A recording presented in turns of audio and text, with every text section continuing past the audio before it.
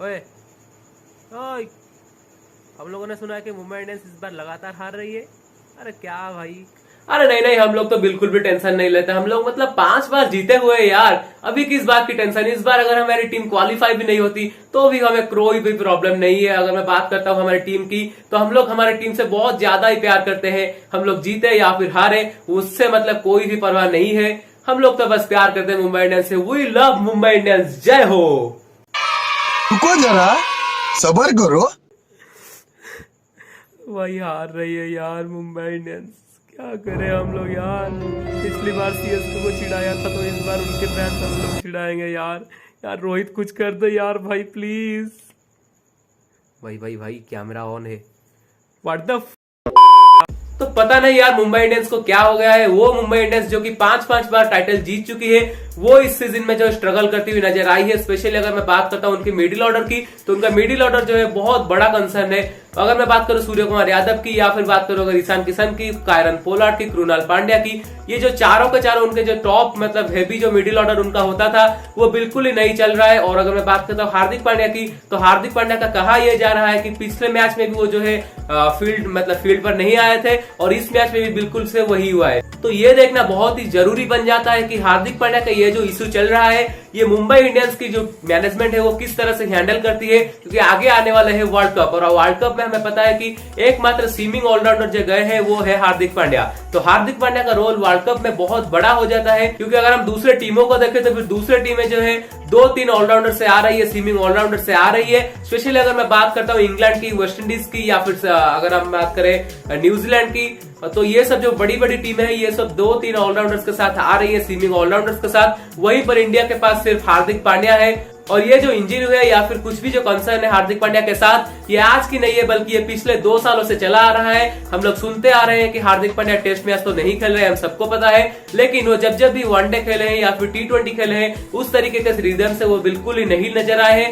And specially अगर मैं बात करता हूँ उनकी बॉलिंग की, तो फिर उनकी जो बॉलिंग एक्शन है थोड़े बहुत उन्होंने चेंज भी किया था। लेकिन चूंकि हार्दिक पांड्या ने रिसेंट टाइम्स में उतनी ज्यादा बॉलिंग नहीं की है, तो इंडिया को देखना ये बहुत ज्यादा जरूरी बन जाएगा कि क्या हार्दिक पांड्या वहां पर पूरा का पूरा टूर्नामेंट खेल पाएंगे या फिर नहीं खेल पाएंगे। अगर खेलते हैं तो फिर क्या मतलब किस रिदम में वो आएंगे, कैसा उनका फॉर्म रहेगा। क्योंकि दूसरी टीमें जो है लियम लिविंगस्टोन का हमने देख लिया कि किस तरह से इंग्लैंड उनका फ्लोटर की इस्तेमाल करती है। अगर मैं बात करता हूँ न्यूजीलैंड के, तो न्यूजीलैंड के भी वहां पर आएंगे जिमी निशम वगैरह, वह सब होंगे उनका ऑलराउंडर। अगर मैं बात करता हूँ ऑस्ट्रेलिया की, तो ऑस्ट्रेलिया में आएंगे मार्कस स्टोइनिस। हालांकि मार्कस स्टोइनिस ऑस्ट्रेलिया का वो भी टेंशन रहेगा कि मार्कस स्टोइनिस का जो इंजरी है वो कितना बड़ा है, और क्या वो मतलब दिल्ली कैपिटल्स के लिए आगे कोई मैचेस खेलेंगे या फिर नहीं खेलेंगे। क्योंकि मार्कस स्टोइनिस का भी बिल्कुल वही है। और अगर हम इस मैच की बात करें तो फिर इस मैच में मुंबई इंडियंस ने काफी अच्छी शुरुआत दे दी थी। 78 पर उनका कोई भी विकेट नहीं गया था, लेकिन 78 पर के स्कोर पर ही उनका एक फर्स्ट विकेट गया था और उसके बाद तो बिल्कुल झड़ी से लग गई थी और 155 पर ही उनकी टीम जो है बिल्कुल सिमट गई। अगर मैं बात करता हूं बॉलिंग की, तो फिर बॉलिंग भी मुंबई इंडियंस का इतना शानदार नहीं रहा। क्योंकि कोलकाता के जो बैट्समैन थे वहां पर उन्होंने 15 ओवर में ही वो जो टारगेट था वहां पर उन्होंने चेज कर दिया। और जब बैटिंग करने आए कोलकाता नाइट राइडर्स के बैट्समैन, तो उन्होंने जो कचंबर बनाया है मुंबई इंडियंस के बॉलर्स का, वो हो मतलब बात करें अगर इधर छक्का फिर उधर छक्का, मतलब छक्के का जो है उन्होंने पहाड़ा पड़ दिया। और हमारे अय्यर भाई ने जो बैटिंग की है, अरे ये अय्यर भाई नहीं, ये अय्यर भाई, इन्होंने जो बैटिंग की है, मतलब वेंकटेश्वर अय्यर ने जो बैटिंग की है, उस बैटिंग को देखने के बाद तो केकेआर की मैनेजमेंट ये कर रही होगी, शाबाश बेटा, बहुत बढ़िया मुन्ना। और उसके बाद क्या, उसके बाद तो हमारे त्रिपाठी जी भी आए। अरे ये नहीं, ये जो त्रिपाठी जी आए हैं, मतलब राहुल त्रिपाठी ने जो बैटिंग की है, तो वहां पर तो राहुल त्रिपाठी ने कुछ इस तरीके से बोला होगा, अकेले अकेले मजे नहीं लेने दूंगा, मुझे भी चाहिए। और जो बल्लेबाजी करी है उन दोनों ने, स्पेशली अगर मैं बात करूं वेंकटेश्वर अय्यर की, तो वेंकटेश्वर अय्यर ही वो बल्लेबाज थे जिन्होंने की कोलकाता नाइट राइडर्स को वो प्लेटफॉर्म दे दिया जहां पर वो आके बिल्कुल फायर मतलब वहां पर कर सकते थे। अगर मैं बात करूं राहुल त्रिपाठी की, तो राहुल त्रिपाठी ने बिल्कुल मैच फिनिश किया, और इनसे मतलब इस जो मैच फिनिश किया उन्होंने, तो आगे आने वाले मैचेस में उन्हें बहुत ज्यादा ही कॉन्फिडेंस मिल सकता है। और इस जीत के बाद तो पॉइंट्स टेबल में बहुत ज्यादा ही हलचल मच गई है। और अगर मैं बात करूं टॉप 4 में, तो टॉप 4 में आने के लिए सभी टीम्स जो है अभी लड़ेंगी। और स्पेशली अगर मैं बात करूं कोलकाता हो गए या फिर मुंबई हो गए या राजस्थान हो गए, तो मतलब ज्यादा तो चांस यही लग रहा है कि कोलकाता नाइट राइडर्स और मुंबई इंडियंस की जो दोनों ही टीमें हैं, वही दोनों में से कोई एक जा सकता है टॉप 4 में। तो बहुत ही ज्यादा मजा आने वाला है आगे आने वाले मैचेस में। तो ये तो रही कल की मैच की बात। अगर मैं बात करूं आज की मैच की, जो कि है बहुत बड़ा मैच है, Chennai super Kings versus royal Challengers Bangalore.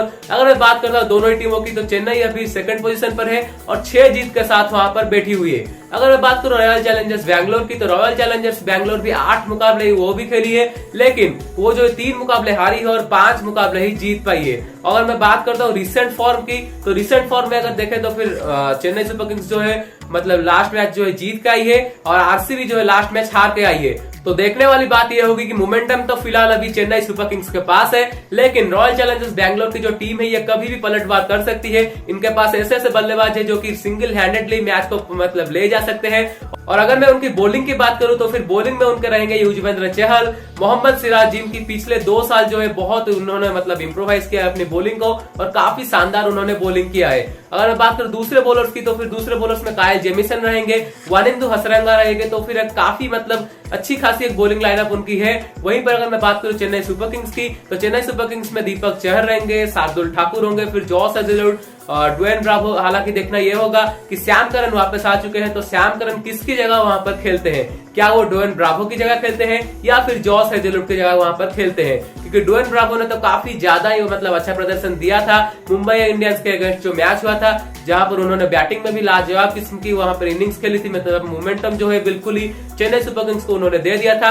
वहीं पर अगर बात करूं उनकी बॉलिंग की ड्वेन ब्रावो की, तो फिर ड्वेन ब्रावो ने वहां पर 3 विकेट भी निकाले थे। तो देखने वाली बात यह होगी कि श्याम करन जो आएंगे तो फिर वो क्या जॉस हेजलवुड की जगह आते हैं, क्योंकि जॉस हेजलवुड एकमात्र वो पेस बॉलर है जहां पर उनके पास जो है बहुत ज्यादा थोड़ी मतलब गति है अन्य बॉलर से सीएसके की अगर मैं बात करता हूं तो। और ये जो मैच होगा ये Virat Kohli the captain versus Mahendra Singh Dhoni the captain का ये लास्ट मैच भी हो सकता है, क्योंकि पता नहीं हमें कि क्या प्लेऑफ्स में ये दोनों टीमें जो है आमने सामने खेलेंगी या फिर नहीं खेलेंगे। अगर बात करें नहीं खेलने की, तो फिर ये तो बिल्कुल लास्ट मैच होगा, क्योंकि अगर मैं बात करूं विराट कोहली द कैप्टन की, तो इस सीजन के बाद विराट कोहली जो है कैप्टन से मतलब स्टेप आउट करने वाले हैं। वहीं पर अगर मैं बात करूं महेंद्र सिंह धोनी की, तो महेंद्र सिंह धोनी का जो आरसीबी का अगर जो ये मैच है, तो इनका पर्टिकुलर आज ए कैप्टन हो या फिर आज ए प्लेयर हो, तो दोनों का देखना होगा महेंद्र सिंह धोनी का। क्योंकि अगर मैं बात करूं अगले साल की अगले सीजन की, तो अगले सीजन में महेंद्र सिंह धोनी आपको शायद ही खेलते हुए दिखे, क्योंकि मुझे लगता है कि महेंद्र सिंह धोनी का जो ये लास्ट सीजन हो सकता है आईपीएल में। और वहीं पर अगर मैं बात कर रहा हूं दोनों ही टीमों की बैटिंग लाइनअप की, तो बैटिंग मुझे लगता है कि चेन्नई सुपर किंग्स की जो बैटिंग है वो थोड़ी ज्यादा मजबूत लग रही है,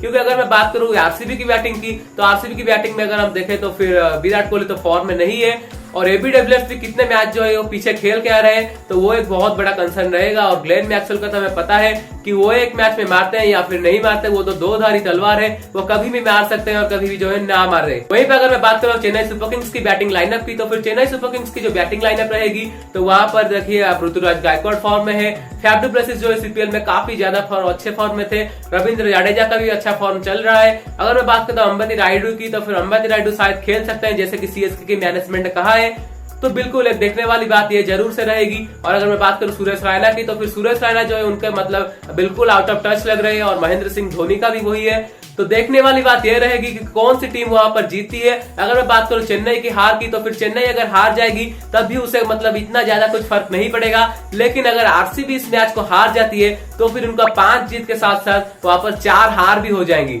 इसका मतलब अगर एक भी हार जो है और हो गई, तो फिर आरसीबी जो है बिल्कुल ही फंस सकती है।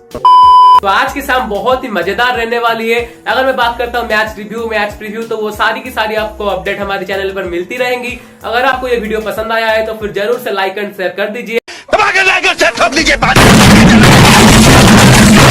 Till then thanks for watching, bye bye.